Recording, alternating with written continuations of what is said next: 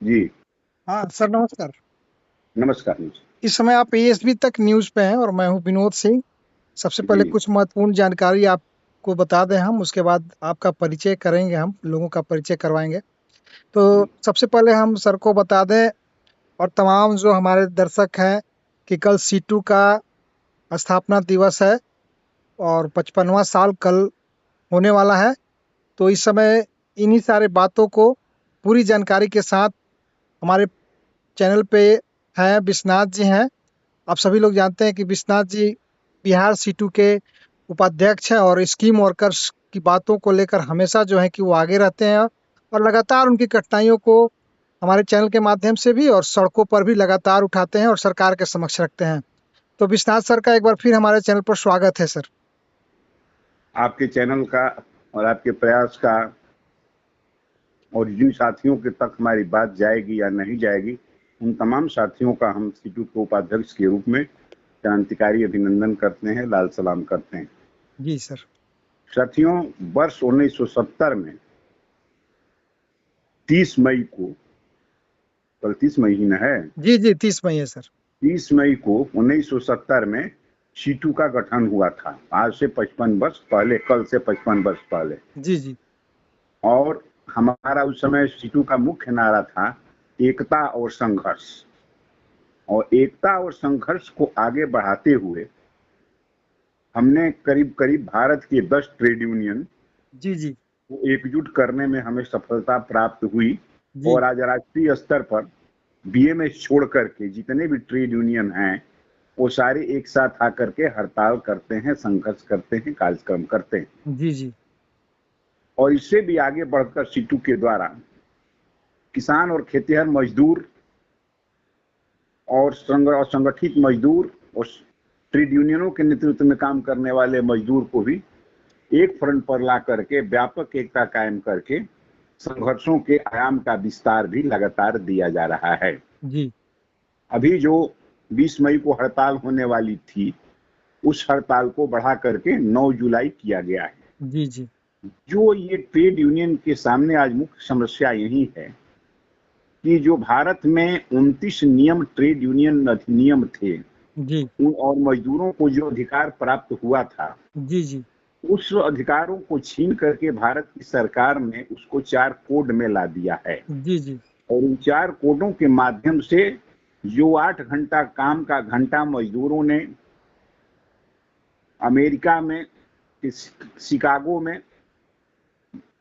फांसी पर चढ़ करके आंदोलन करके गोली खा के दमन झेल करके 8 घंटे काम के घंटे तय कराए थे, यही पहला अधिकार विश्व में मजदूरों को प्राप्त हुआ था। जी। आज वह अधिकार भी खतरे में है और व्यवस्था को 8 घंटे से ज्यादा काम लेने का अधिकार कोड के माध्यम से प्राप्त हो चुका है और उस अवधि का ओवर टाइम भी नहीं मिलेगा। जी, जी। साथ ही साथ संगठन बनाने का अधिकार, प्रदर्शन करने का अधिकार, हड़ताल करने का अधिकार, विरोध करने का अधिकार, यूनियन को मान्यता देने का प्रश्न, ये तमाम चीजों पर करीब करीब घुमा फिरा करके रोक लगा दी गई है। जी, जी। और जो न्याय संहिता है, न्याय संहिता की धारा 111 लगा करके व्यवस्था कर दिया गया है कि यदि कोई धरना प्रदर्शन कर रहा है तो पुलिस चाहे तो उसको अवैध घोषित करके और अरेस्ट कर सकती है और उसका बेल भी नहीं होगा। और यह प्रयोग भारत में हो चुका है जी, इस जी। 111 का। जी, जी। आज मुख्य समस्या जो 4 लेबर कोड में लाया गया है, इस 4 लेबर कोड को तो सरकार ने पास कर लिया है, लेकिन हमारे दबाव के कारण कोरोना काल में सरकार के द्वारा इसको पास कर लिया गया। जी, जी। लेकिन अभी सरकार हमारे दबाव में लागू नहीं कर पा रही है। इसको रद्द कराना हमारी मुख्य मतलब ट्रेड यूनियन के सामने चुनौती है। जी। साथ ही साथ जो स्कीम वर्कर की आपने बात उठाया, जी। तो पूरे भारत वर्ष में 60 लाख से ऊपर आशा, आंगनबाड़ी सेविका, सहायिका, सेविका, सहायिका, जी। ये मिड डे मील वर्कर, जी, ममता। ममता का भी राष्ट्रीय स्तर पर नहीं है। इतना अच्छा। मिला करके जी, जी, जी। मतलब चीन का आंगनबाड़ी, मिड डे मील और आशा, जी, ये जी। चीन का राष्ट्रीय स्तर पर संगठन है। जी, जी। इनकी संख्या करीब 60 लाख है। जी। अभी ममता है, कुरियर है, जीविका है, इसका राष्ट्रीय स्तर पर संगठन नहीं बनने के कारण इसकी एग्जैक्ट संख्या हम नहीं बता सकते हैं, लेकिन बिहार में 10,000 ममता और 10,000 कुरियर की संख्या है। जी, जी। तो इनको मजदूर का दर्जा ही नहीं प्राप्त है और सरकार इनको मजदूर मानने के लिए तैयार ही नहीं है, जी। जबकि श्रम सम्मेलन के द्वारा ये रिकमेंडेशन है कि इनको मजदूर का दर्जा दिया जाए, स्कीम वर्कर को। जी, और जी। आशा के संबंध में तो मानवाधिकार आयोग का भी अनुशंसा है और WHO से लेकर के और माननीय उच्च न्यायालय, भारत सरकार, बिहार सरकार, तमाम जितने संस्था हैं, सभी संस्थाओं ने आशा के कार्य की सराहना किया है, लेकिन इसके बावजूद इसको मजदूर का दर्जा नहीं पा रहा है। जी, जी। साथ ही साथ नए किस्म का टेक्निकल ट्रेडिशनल वर्क के लोग हैं, स्कीम वर्कर, जी, और जी। टेक्निकल वर्क जैसे जो प्लेटफॉर्म के माध्यम से काम हो रहे हैं, जी। जैसे ओला है, उबर है, जी, जी। या विभिन्न किस्म के लोग हैं जो घर पर सामान पहुंचा जाते हैं, जी, जी, जी, जी, जी। जो गीग वर्कर कहे जा रहे हैं, जी, जी। ये गीग वर्कर को भी मजदूर का दर्जा प्राप्त नहीं है। जी, जी। यानी ट्रेडिशनल वर्क करने वाले और टेक्निकल रूप से जो अभी असंगठित मजदूर गीग वर्क के रूप में, वर्कर के रूप में आए हैं, जी। इनको मजदूर का दर्जा ही नहीं प्राप्त हुआ। यह एक नई समस्या खड़ी हो गई। जी, जी। ठीक इसी 1970 में ठेका उन्मूलन अधिनियम बना था जी, जी। कि जो अस्थायी प्रवृत्ति का काम है उसमें ठेका संविदा पर बहाली नहीं होगा। जी, जी। लेकिन इसको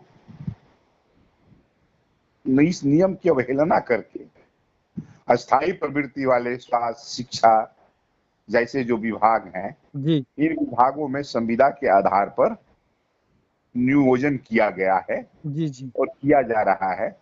साथ ही साथ अब संविदा सरकार नहीं बल्कि आउटसोर्सिंग के माध्यम से ठेकेदार को man supply, human resource supply करने का ठेका दे दिया जा रहा है, जो मनमानी ढंग से लोगों का शोषण कर रहा है। और ठेकेदार जब जब बदल रहा है तब तब जो वहाँ काम करने वाले लोग हैं उनसे अच्छी खासी रकम ले करके उनको दोबारा पुनः रखता है, नहीं तो नहीं रखता है। जी। ये एक आउटसोर्सिंग होने के कारण एक ये समस्या पैदा हो गई है। यानी आज ट्रेड यूनियन के सामने पहले से ज्यादा चुनौती हम लोगों के सामने है। जी, जी। लेकिन जो हमारा सीटू का नारा था, एकता और संघर्ष, उसी के बल पर हम सभी 10 ट्रेड यूनियन को हमने आगे बढ़कर एकजुट किया जी, जी। और अब किसान और खेतिहर मजदूरों को लेकर के उन सब के साथ हम भारत की सरकार से और बिहार के सरकार से संघर्ष कर रहे हैं। जी। और कल संकल्प लेंगे, जितने कार्यालय हैं वहाँ झंडोत्तोलन होगा, कार्यक्रम होगा और संकल्प लेंगे आगे के संघर्ष का। 9 जुलाई को पुनः एक दिवसीय राष्ट्रव्यापी हड़ताल है, उसको सफल करने का हम संकल्प लेंगे और संघर्ष की तैयारी करेंगे। जी। एक बड़ा संदेश अगर कोई अगर दे सके तमाम जो स्कीम वर्कर हैं और अन्य प्रकार के वर्कर हैं, वो बहुत सारे लोग जो हैं कि आपसे जुड़े हुए हैं और आपकी बातों को सुनते भी हैं। तो 30 मई CITU का जो है कि स्थापना दिवस है, इसके उपलक्ष्य में सर हम चाहेंगे कि कोई बड़ा संदेश आपके पास। संदेश हमारा बड़ा यही है कि जो 9 जुलाई की हड़ताल है, जी। इस हड़ताल को सफल करना जी। और पहले की ही तरह इसमें लगे रहना है। जी। जी। सरकार के द्वारा, भारत सरकार के द्वारा, बिहार सरकार के द्वारा जो जनता हो या मजदूर हो या आशा हो या ममता हो, कुरियर हो, स्कीम वर्कर हो, कोई अपने मुख्य मुद्दे की लड़ाई शुरू नहीं कर पा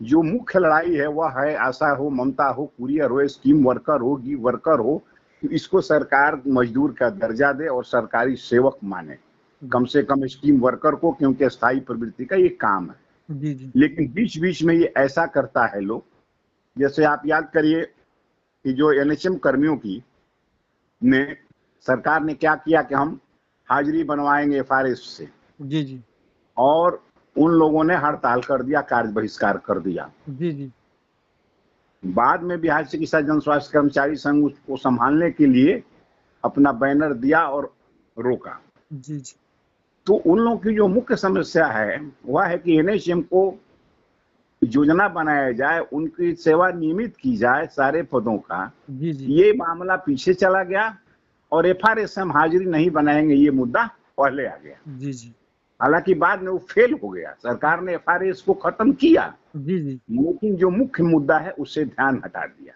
जी उसी तरीके से जब जुलाई में 9 तारीख को हड़ताल होने वाली है और अगस्त महीने में पूरे आशा की हड़ताल होने वाली है, जी तो सरकार के द्वारा जो अश्विन पोर्टल है जिससे उनका वेतन भुगतान होता है, आई थिंक वेतन कहते हैं, प्रोत्साहन राशि, जी जी उसमें पैसा रहे या नहीं रहे, अश्विन पोर्टल में गड़बड़ियां करके था फंड नहीं, भारत सरकार ने फंड देना बंद कर दिया, जिसके जी कारण उनका पैसा रुका हुआ था, एनएचएम कर्मियों का भी रुका हुआ था। जी जी जी कुछ राशि रिलीज हुई, जी तो मुख्य लड़ाई नहीं हो, ये मान दे गए थे प्रोत्साहन राशि के सवाल पर, जी जी और हम ये करेंगे कि नहीं करेंगे, आधार कार्ड आयुष्मान कार्ड नहीं हमको बनाने आता है, हमको लोड करने भाव्या पोर्टल पर नहीं आता है। जी जी उन्हीं सब सवालों में सरकार उलझाना चाहती है जी और इन्हीं सब सवालों में कुछ हमारी आशा उलझ भी जाती है। जी जी ये मुख्य सवाल नहीं है, मुख्य सवाल है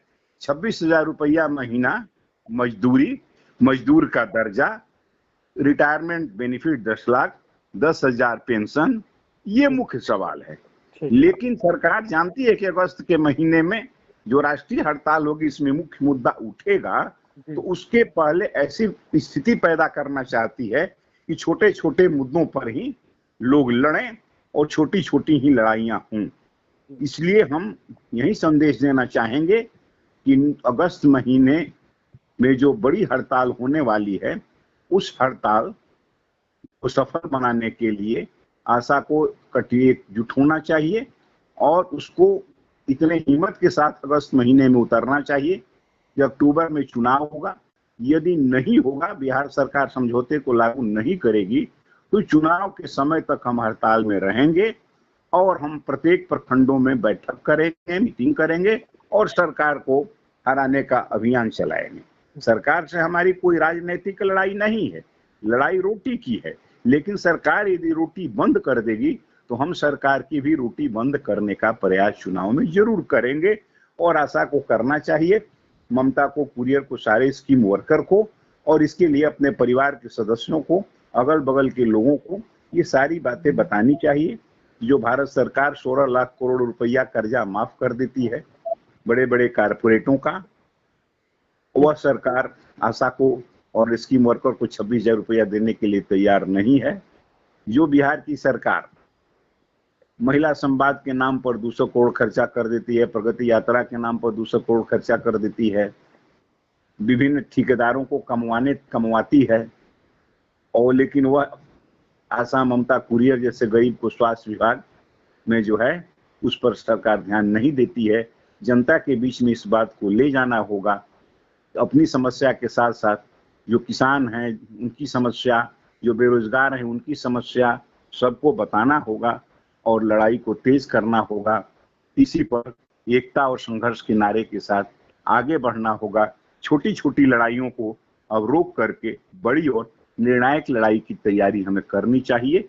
यही आपके माध्यम से, चैनल के माध्यम से हम स्कीम वर्कर को ये संदेश हम देना चाहते हैं जी कि छोटी छोटी लड़ाइयों से कुछ होने वाला नहीं है, और छोटे छोटे जो मुद्दे आते हैं, हमारे पैसे नहीं मिलते हैं या हमसे जबरन जो तकनीकी जानकारी नहीं है काम लिया जा रहा है, जी जी उसके लिए हम घेराव करें, प्रदर्शन करें, धरना करेंगे, संघर्ष करेंगे। ऐसा हुआ था तो हम लोगों ने किया था प्रदर्शन जिला जिला, पहली बार जब काफी जोर था, ये बनाने का आयुष्मान कार्ड, जी। तो गति धीमा हुआ था, लेकिन इधर कुछ बढ़ा है, तो फिर हम ये करेंगे। छोटे-छोटे मुद्दे पर हड़ताल जैसी जो कार्रवाई है, यह वर्ग संघर्ष है और यह अंतिम अस्त्र है मजदूर का। तो अंतिम अस्त्र का प्रयोग हमको काफ़ी सोच समझ कर करना चाहिए, समय को देखकर करना चाहिए और उसके लिए सबसे सूटेबल समय है राष्ट्रीय हड़ताल, अगस्त में होने की संभावना है, उसमें करेंगे। राष्ट्रीय हड़ताल हो या नहीं हो, लेकिन बिहार की आशा चुनाव के पहले अनिश्चितकालीन हड़ताल में जाएगी और ममता और कुरियर भी जाएंगे। ऐसा प्रयास उन लोगों को करना चाहिए। यही संदेश हम आपके माध्यम से देना चाहते हैं। और सीटू के कल स्थापना दिवस के 55वें वर्षगांठ के अवसर पर हम सभी ट्रेड यूनियन के अपने अन्य जो साथी हैं, जो दसों हम लोग मिलकर के साथ लड़ते हैं और खास करके आशा के फ्रंट पर बिहार में एटक और एक्टू सीटू तीनों हम काम करते हैं। अगस्त के महीने में मिल करके एकजुट होकर के हम राष्ट्रीय हड़ताल और बिहार के स्तर पर भी एकजुट होकर के लंबी और निर्णायक हड़ताल करें, यही उन लोगों से अपील करते हैं। ठीक, बहुत-बहुत धन्यवाद सर बात करने के लिए। और इस समय हमारे साथ में थे CI2 बिहार प्रदेश के उपाध्यक्ष श्री विश्वनाथ सिंह जी, और सारी बातों को उन्होंने विस्तार से रखा है। और कल CI2 का स्थापना दिवस है, सारी चीज़ों को उन्होंने जो है कि हमारे चैनल के माध्यम से तमाम लोगों के समक्ष रखा। बहुत-बहुत धन्यवाद सर बात करने के लिए। बहुत बहुत धन्यवाद आपको।